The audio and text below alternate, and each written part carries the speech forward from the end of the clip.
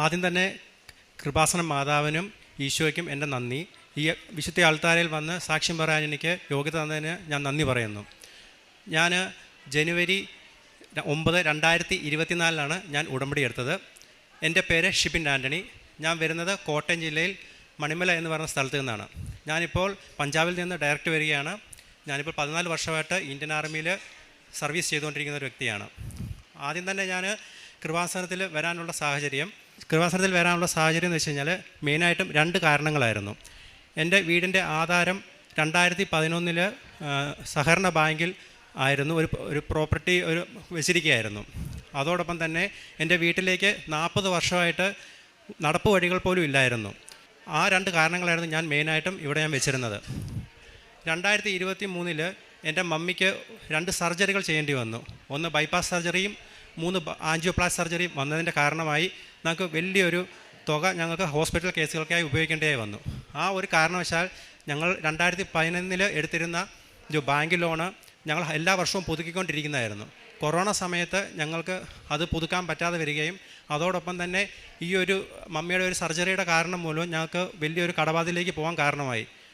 ഏകദേശം 26 ലക്ഷം രൂപ അടുത്ത് ഞങ്ങൾക്ക് കടബാധ്യത വന്നത്. അതോടൊപ്പം തന്നെ ഞാൻ ഈ 26 ലക്ഷം രൂപ നികത്താനായി പല വഴിയും നോക്കിയെങ്കിലും ഒരു വിധത്തിലും എനിക്കത് സാധിച്ചില്ല.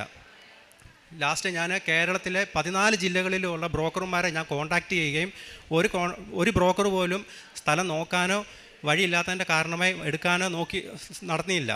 പിന്നീട് ഞാൻ പഞ്ചാബിൽ നിൽക്കെ ഒരു സമയത്ത് പെട്ടെന്ന് ഒരു ഇടുക്കിക്കാരൻ്റെ ചേട്ടൻ്റെ 27 ലക്ഷം രൂപ കടബാധ്യത നീങ്ങിയ ഒരു സാക്ഷ്യം എനിക്ക് കാണാനിടയായി. ആ സാക്ഷ്യം കണ്ടതോടുകൂടി തന്നെ എനിക്ക് എങ്ങനെയെങ്കിലും കൃപാസനത്തിൽ വരണമെന്നൊരു തോന്നുകയും ഞാൻ ജനുവരി മാസം 9-ാം തീയതി കൃപാസനത്തിൽ വരികയും ഉടമ്പടി എടുക്കുകയും ചെയ്തു. ഉടമ്പടി എടുത്ത് ഏകദേശം 10 ദിവസം കഴിഞ്ഞു. ഞാൻ രാവിലെയും വൈകിട്ടും കറക്റ്റായി പ്രാർത്ഥനകൾ ചെയ്യുകയും പേപ്പറുകൾ എല്ലാവർക്കും വീട്ടുകളിൽ കൊണ്ടുചെന്ന് ഞാൻ കൊടുക്കുകയും ചെയ്യുമായിരുന്നു. 10ാമത്തെ ദിവസം രാവിലെ പ്രത്യക്ഷീകരണ പ്രാർത്ഥന ചൊല്ലിക്കൊണ്ടിരിക്കുന്ന സമയത്ത് എനിക്ക് പെട്ടെന്ന് മനസ്സിലൊരു തോന്നൽ തോന്നി. നിന്നൊക്കെ വീട്ടിലോട്ട് എതിലെയാണ് വഴി വേണ്ടത്, ആ വഴിയിൽ വിശ്വാസ പ്രമാണം ചൊല്ലിക്കൊണ്ട് നീ ഉപ്പ് വിതറുക.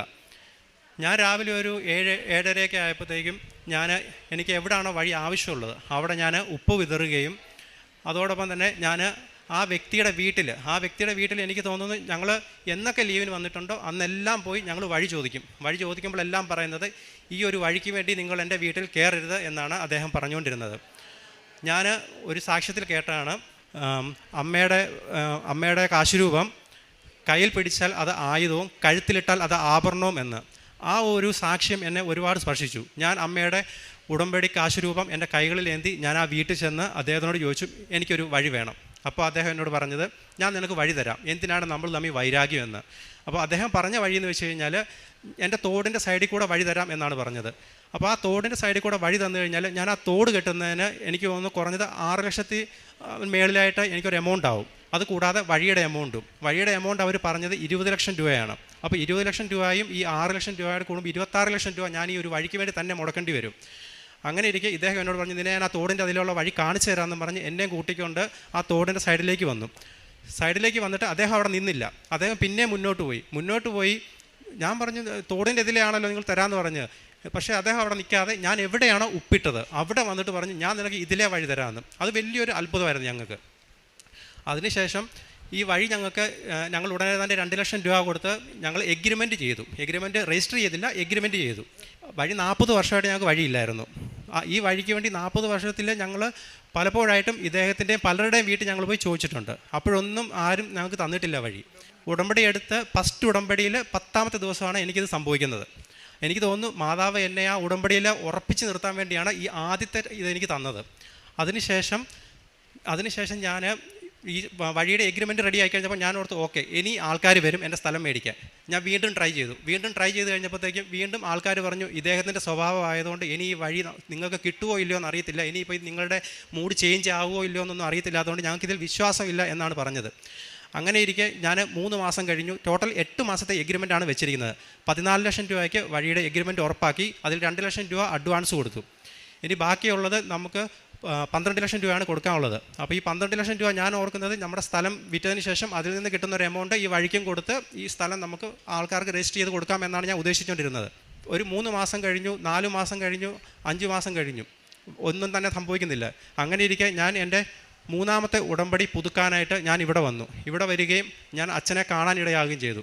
അച്ഛനെ കാണാൻ വേണ്ടി ഞാൻ ഇവിടെ വന്നതെന്ന് വെച്ചാൽ 11:30 ആയപ്പോൾ ഞാൻ അവിടെ മാനേജറുടെ റൂമിന് ഫ്രണ്ടിൽ വന്ന് നിൽക്കുകയായിരുന്നു. ഫ്രണ്ടിൽ നിന്ന് കഴിഞ്ഞപ്പോഴത്തേക്കും എല്ലാവരുടെയും മുന്നിൽ നിന്ന് ഞാൻ 2:30 ആയപ്പോൾ ടോക്കൻ്റെ സമയമായപ്പോൾ എന്നോട് പറഞ്ഞു, മോനെ നീ ഇത് പുതുക്കിയിട്ടില്ല, നീ പുതുക്കിയിട്ട് വാ, നിനക്ക് ഞാൻ പെട്ടെന്ന് ടോക്കൺ തരാമെന്ന് പറഞ്ഞു. ഞാൻ വീണ്ടും ഓടിപ്പോയി പുതുക്കി തിരിച്ചു വന്നപ്പോൾ ഇവിടുത്തെ എല്ലാം ക്ലോസ് ചെയ്തിരിക്കുകയാണ്. എന്നോട് പറഞ്ഞ് ടോക്കൻ്റെ സമയം കഴിഞ്ഞു. അങ്ങനെ ഞാൻ ഓർക്കി ഇനി നടപടിയുള്ള കേസല്ല എന്നോർത്തുകൊണ്ട് ഞാൻ കാശ് രൂപം മേടിക്കാൻ വേണ്ടി അവിടെ കൗണ്ടറിൽ ചെന്നപ്പോൾ ഒരു പയ്യൻ എൻ്റെ അടുത്ത് വന്നിട്ട് പറഞ്ഞു, ചേട്ടന് ടോക്കൺ കിട്ടിയോ, അച്ഛനെ കാണാനുള്ള. ഞാൻ പറഞ്ഞു, മോനെ എനിക്ക് കിട്ടിയില്ല. അപ്പോൾ ആ പയ്യൻ എന്നോട് പറഞ്ഞു, ചേട്ടാ അവിടെ ഒരു റൂമിൽ ഒരു ചേട്ടൻ ഇരുമ്പോൾ ചേട്ടനോടൊന്ന് പോയി ചോദിക്കാൻ പറഞ്ഞു. ഞാൻ ഓർക്കും അത് മാതാവാണ്. ഞാൻ നേരെ ആ റൂമിൽ ചെന്ന് ചോദിച്ചു. അപ്പോൾ എനിക്ക് മുന്നേ ഒരുപാട് ചേച്ചിമാർ അവിടെ നിന്ന് ഒരുപാട് പ്രശ്നങ്ങൾ പറയുന്നുണ്ട്. ഞാൻ ചെന്ന് പറഞ്ഞ ഉടനെ അദ്ദേഹം എനിക്ക് ടോക്കൺ എഴുതി തരികയും ഞാൻ അച്ഛനെ വന്ന് കാണുകയും ചെയ്തു. അച്ഛനെ കണ്ട ഉടനെ അച്ഛനോട് ഞാൻ കാര്യങ്ങൾ പറഞ്ഞു.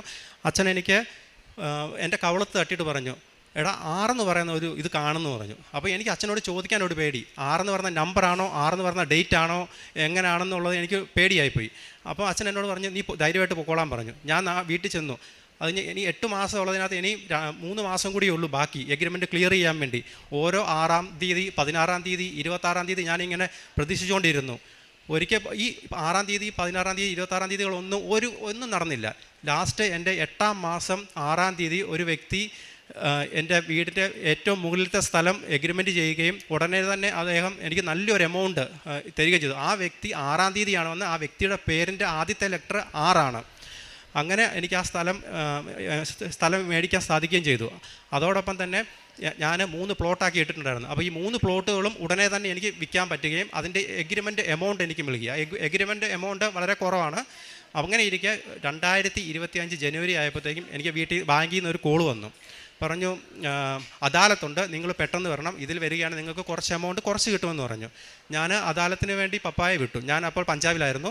അപ്പോൾ പപ്പായെ വിട്ടപ്പോൾ ഞാൻ പപ്പായോട് പറഞ്ഞു, പപ്പ നമ്മുടെ കൃപാസനത്തിലെ വെഞ്ചരിച്ച ഉപ്പ് എടുത്തുകൊണ്ട് പോകണം, എന്നിട്ട് അവിടെ ആരുമില്ലാത്ത സ്ഥലത്ത് പപ്പ വിശ്വാസ പ്രമാണം ചൊല്ലി അവിടെ ഉപ്പിടണം. പപ്പായ്ക്ക് ഒരു നല്ലൊരു എമൗണ്ട്, പപ്പ പ്രതീക്ഷിക്കാത്ത ഒരു എമൗണ്ട് അവിടെ നിന്ന് കുറച്ച് തരുമെന്ന് പറഞ്ഞു.